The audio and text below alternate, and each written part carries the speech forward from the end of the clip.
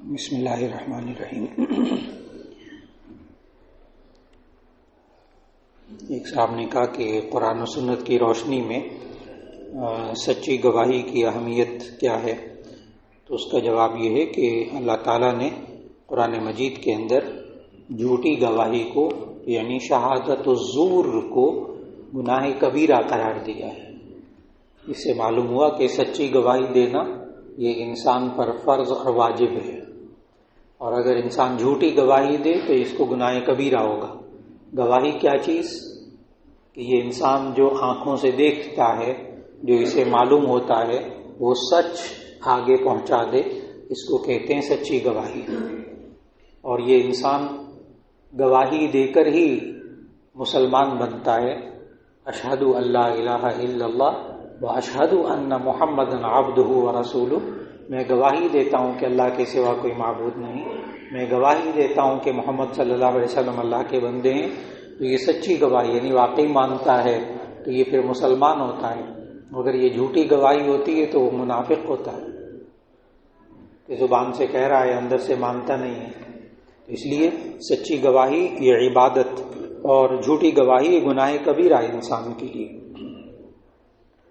ایک صاحب نے لکھا کہ بیٹے کا نام محمد عبداللہ ہے، سکول کی کاپی پر محمد لکھ سکتے ہیں کیونکہ کاپی نیچے گر جاتی ہے، واضح کریں۔ تو اس کا جواب یہ ہے کہ محمد عبداللہ نام ہے تو محمد بھی لکھا ہے، اللہ بھی لکھا ہے۔ نبی صلی اللہ علیہ وسلم ان دونوں ناموں کا خود ادب کرتے تھے۔ نبی صلی اللہ علیہ وسلم ان دونوں ناموں کا خود ادب کرتے تھے۔ اور وہ کیسے؟ کہ نبی صلی اللہ علیہ وسلم کی جو انگوٹھی تھی جس سے مہر لگاتے تھے، تو اس پہ لکھا ہوا تھا محمد الرسول اللہ، سب سے نیچے محمد، درمیان میں رسول، اور سب سے اوپر لفظ اللہ۔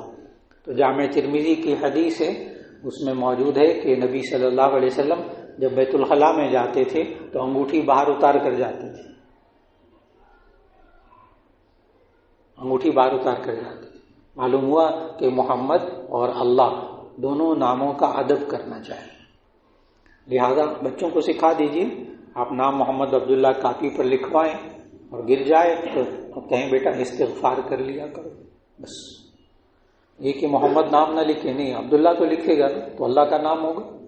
اس لیے میں نے عرض کیا کہ نام لکھنے دیں لیکن اس کے ساتھ ادب سکھائیں، اور اگر بے ادبی ہو جائے انجانے میں استغفار سکھا دیں، بیٹا اللہ سے معافی مانگ لو، اللہ معاف فرما لے۔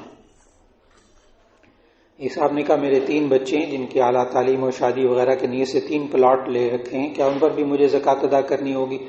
جی، ایسے پلاٹ پر زکوٰۃ نہیں ہوتی۔ زکوٰۃ ہوتی ایسے پلاٹ پر جو آپ نے بزنس کے لیے لیا، کہ میں پلاٹ خریدوں گا پھر اس کو بیچوں گا پھر منافع کماؤں گا۔ اور اگر آپ نے پلاٹ لیا بچوں کی شادی کے لیے، پڑا ہوا ہے، کبھی گھر بنا لوں گا، پڑا ہوا ہے، تو اس پر زکوٰۃ نہیں، چاہے کروڑوں روپے کا ہو۔ یہ خریدتے وقت کی نیت کا اعتبار ہوگا کہ خریدتے وقت نیت کیا تھی۔ اور اگر خریدتے وقت بزنس کی نیت تھی کہ میں پلاٹ خریدوں گا پھر بیچوں گا پھر خریدوں گا پھر بیچوں گا، نفع کماؤں گا، تو پھر ہر سال اس پلاٹ کی مالیت جو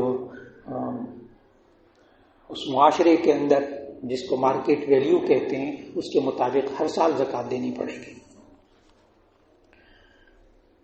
ایک صاحب نے کہا کہ نماز تراویح اگر نبی صلی اللہ علیہ وسلم جماعت کے ساتھ نہیں پڑھی تو پھر ہم کیوں پڑھتے ہیں؟ نہیں، نبی صلی اللہ علیہ وسلم نے جماعت کے ساتھ تراویح پڑھائی رمضان میں جماعت، لیکن سارا رمضان نہیں پڑھائی۔ یہ ہے اصل بات، سارا رمضان نہیں پڑھائی، اور اس کی وجہ بھی بتائی نبی صلی اللہ علیہ وسلم کہ نبی صلی اللہ علیہ وسلم اگر ساری رمضان میں تراویح نہیں پڑھی تو ہم بھی پھر سارا رمضان کیوں پڑھتے ہیں؟ اس کا جواب نبی صلی اللہ علیہ وسلم نے خود دیا کہ میں نے چند دن تراویح پڑھی اور اس کے بعد باقی ایک لفظ میں رکھیے گا کہ لفظ تراویح کسی حدیث میں نہیں آتا، وہاں قیام اللیل کا لفظ ہے۔ لفظ تراویح یہ قرآن مجید میں اور حدیث میں بالکل نہیں آتا، یہ بعد میں اس نماز کا نام رکھا گیا۔ تو نبی صلی اللہ علیہ وسلم جو قیام اللیل کرتے تھے وہ رمضان کے اندر یہ جو تراویح والا یہ چند دن کیا، اور پھر پتہ کیا فرمایا صحابہ سے؟ میں اس کو روزانہ نہیں کر رہا، اس لیے کہ یہ اللہ کو اتنی نماز پسند آ گئی ہے، کہیں یہ نماز تم پر فرض نہ ہو جائے۔ امت کو مشقت سے بچا لیا، اس لیے آج بھی یہ سنت مؤکدہ، اس لیے تراویح پڑھنا سنت مؤکدہ، جماعت کے ساتھ پڑھنا الگ سنت، پورا قرآن مجید سننا الگ سنت، مسجد میں پڑھنا الگ سنت۔ اگر آپ مسجد میں نہیں پڑھ رہے تراویح تو پڑھ لیں، جماعت کے ساتھ نہیں پڑھ رہے تراویح تو پڑھ لیں، پورا قرآن نہیں سن رہے کہ ایک جگہ آنا جانا، پورے ملک میں سفر ہیں، فلاں ہیں، کاروبار ہے، جماعت کے وقت میں فارغ ہی نہیں ہوتے، تراویح تو پڑھ لیں۔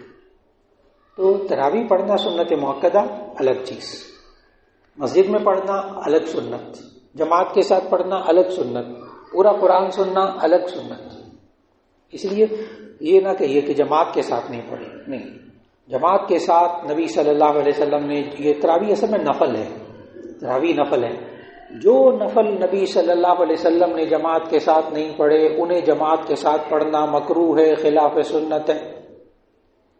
بہت اچھی طرح یاد رکھ لیجیے، جو نفل نماز نبی صلی اللہ علیہ وسلم نے جماعت کے ساتھ نہیں پڑھی اس کو جماعت کے ساتھ پڑھنا مکروہ ہے، خلاف سنت ہے۔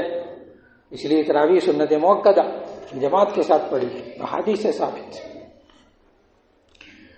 ایک صاحب نے کہا کہ ائمہ کی تقلید کرنا شرعی لحاظ سے کتنا ضروری ہے اور کیوں ضروری ہے؟ جی بالکل ضروری نہیں ہے، کس نے کہا ضروری ہے؟ صرف اللہ اور اس کے رسول صلی اللہ علیہ وسلم کو مانیں بس، قرآن اور سنت۔ ائمہ کی تقلید آپ کے ذمے فرض واجب نہیں ہے کہ ائمہ کی تقلید نہیں کریں گے تو آپ مسلمان نہیں ہوں گے، نہیں، آپ قرآن کی بات مانیں، اللہ اور اس کے رسول کی بات مانیں، انشاءاللہ نجات ہو جائے گی۔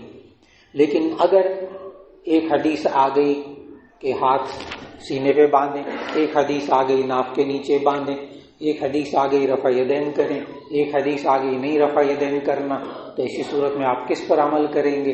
اپنی سوچ سے عمل کریں گے یا کسی فقیہ کے کہنے پر عمل کریں گے؟ تو آپ کسی فقیہ کے کہنے پر ہی عمل کریں گے، خود تو آپ کو نہیں پتا کہ کون سی حدیث زیادہ معتبر ہے، اور یہ دونوں کے دونوں حق پر ہیں۔ جو مکتبہ فکر، جو امام، جو فقیہ قرآن و سنت کے مطابق عمل کرتا ہے اس کے پیچھے کوئی آیت ہے، کوئی حدیث ہے، وہ نجات پا جائے گا، وہ نجات پا جائے گا۔ اس لیے بہت کھلا دل رکھیں، اس بارے میں بہت کھلا دل رکھیں۔ ایک صاحب نے کہا کہ ایک زمین کاروبار کی نیت سے خریدی، مثلا 1 لاکھ کی خریدی، اب گاہک نہ ہونے کی وجہ سے فروخت نہیں ہو رہی، زکوٰۃ قیمت خرید پر ہوگی یا موجودہ مارکیٹ ویلیو پر؟ تو اس کا جواب دیا موجودہ مارکیٹ ویلیو پر زکوٰۃ دینا پڑے گی اس کی۔ ایک صاحب نے کہا کہ نماز کے دوران کسی وجہ سے 2 لوگوں کے درمیان گیپ آ جائے تو کیا دائیں یا بائیں موو کر کے صف پر کر سکتے ہیں؟ جی، اگر نماز کے دوران کسی وجہ سے کوئی تھوڑا سا فاصلہ ہو جائے تو ایک بندہ درمیان میں سے ذرا سا ہل جائے تاکہ مستقل ایک بندے کی جگہ خالی نہ رہے۔ وہ کسی وجہ سے چلا گیا، اس کا وضو ٹوٹ گیا، وہ چلا گیا، کوئی اور بات ہوگی درمیان میں سے چلا گیا، اب وہ جگہ خالی ہے، تو آپ تھوڑا سا سینٹر میں ہو جائیں تاکہ درمیان میں دونوں طرف اب پورا بندہ کھڑے ہونے کی جگہ نہیں رہی تو نماز ہو جائے گی۔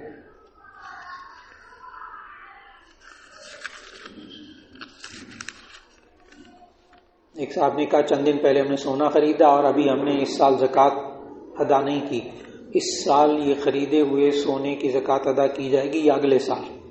جی، اس کا جواب بہت اچھی طرح سوال آپ نے سمجھا کہ انہوں نے رمضان سے 1 رمضان کو زکوٰۃ دیتے تھے تو رمضان سے 1 ہفتے پہلے بیوی کے لیے سونے کا سیٹ خرید لیا، ابھی 1 ہفتہ ہوا، ویسے ہر سال 1 رمضان کو زکوٰۃ کاٹتے تھے، زکوٰۃ دیتے تھے۔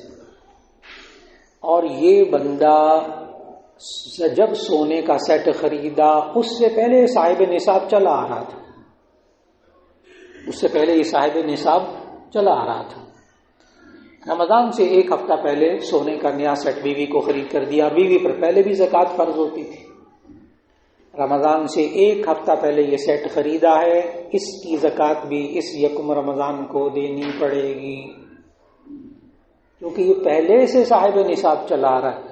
اس کو پتہ ہے عربی حدیث میں کیا کہتے ہیں؟ اس کو حدیث میں کہتے ہیں مال مستفاد، اس کو کہتے ہیں مال مستفاد۔